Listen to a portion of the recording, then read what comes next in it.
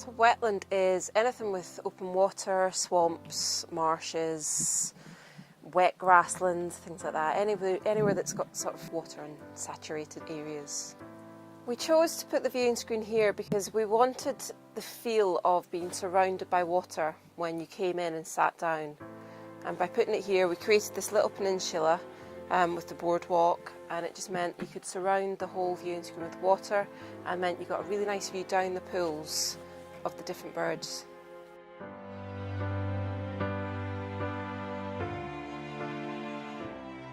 So the inner Forth, which is where the site is a fantastically important place for wildlife.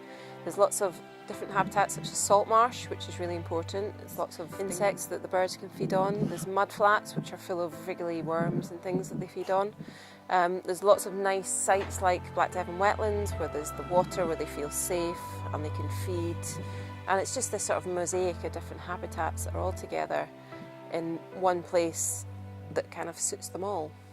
They're massively relevant because they're part of your future, and they're one of the ways that we can help to mitigate against climate change, because they capture a lot of the CO2 and stop it being released into the atmosphere.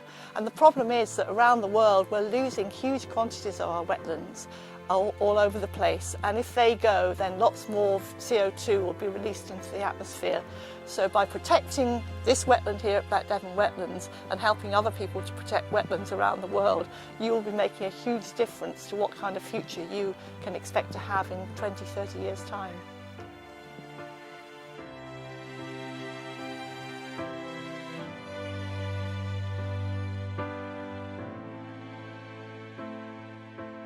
This was one of the biggest and the most industrial towns in Scotland. There was shipbuilding here, there was pottery works, there was something like 13 distilleries, 9 breweries, there was silver mines, copper mines, coal mines, there was port for the customs, there was sugar refineries here. The glassworks was one of the largest glassworks in the UK, and the first one in the UK to be fully automated. So yeah, it's a very rich and industrial history that people just don't know about. The River Forth is a natural barrier to invading armies, which in most occasions is the English army. So when they approach, they have to find a safe place to cross. So a line of forts was built along the River Forth to protect the crossings. The very furthest up one, and the most important one, the most famous one, Stirling Castle, which guarded the bridge at Stirling and also the fort at Stirling. And coming downstream was Manor Castle, which no longer exists, there's no trace of it. That guarded the crossing at Manor. Then there was ourselves, there was a ferry here, and Alloa Tower guarded the ferry at Alloa. Then next one down is Clackmannan Tower, which guarded the crossing at Clackmannan.